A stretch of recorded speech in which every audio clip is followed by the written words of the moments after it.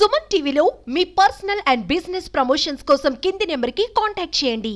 తిరుపతి జిల్లా సత్యవేడు ఎమ్మెల్యే కోనేటి ఆదిమూలంపై టీడీపీ అధిష్టానం ఆగ్రహం వ్యక్తం చేసింది.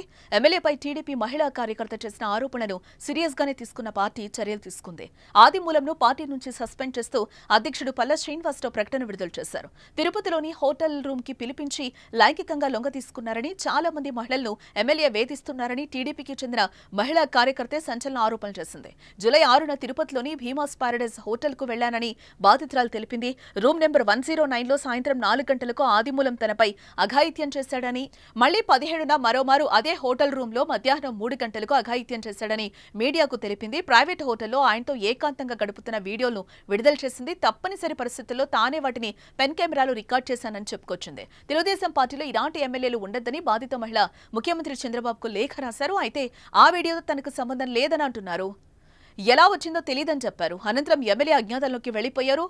ఈ నేపథ్యంలోనే సత్యవేడుపై పార్టీ వేటు వేసింది. గతంలో వైసీపీలో ఉన్న కోనేటి ఆదిమూలం 2024 ఎన్నికల్లో జగన్ టికెట్ ఇవ్వకపోవడంతో వైఎస్ఆర్సీపీకి రాజీనామా చేసి టీడీపీ తరపున పోటీ చేసి విజయం సాధించారు.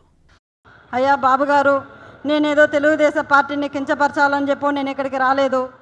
అతని వల్ల నాకు ప్రాణహాని ఉంది, నన్ను నేను కాపాడుకోవాలని చెప్పి నేను ఇక్కడికి రావడం జరిగింది. ఇతన్ని కానీ మీరు వెంటనే సస్పెండ్ కానీ చేయలేదంటే నాలాంటి అమ్మాయిలు చాలామంది మహిళలు శీలాన్ని కోల్పోయి బయట రాలేకుండా కుంగిపోతూ ఉన్నారు. మీరు అది గుర్తించి అతన్ని వెంటనే సస్పెండ్ చేయాలని నేను మీకు కోరుకుంటున్నాను. అంతేగాక మీరు కానీ సస్పెండ్ చేయలేదు, నేను, నా భర్త, నా పిల్లలు ఆత్మహత్య చేసుకొని చనిపోతాము మంగళగిరి పార్టీ ఆఫీస్ ఎదురుగా అని చెప్పి నేను మిమ్మల్ని కోరుకుంటున్నాను. శరణు శరణు మహాప్రభు చంద్రబాబు నాయుడు గారు, మాకు మీరే దిక్కు శరణు బాబు.